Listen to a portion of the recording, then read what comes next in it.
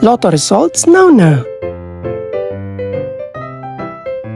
Ito ang resulta ng 5 PM draw ng 2-digit at 3-digit lotto ngayong araw ng Miyerkules. Para sa 2-digit lotto, ito ang mga numerong lumabas: 21 at 13. In exact order.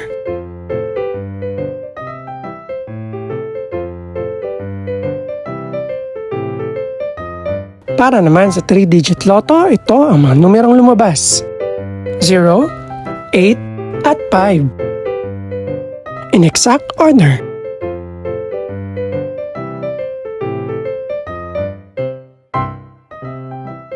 Ito naman ang mga estimated price ng mga gaganaping lotto draw mamayang gabi.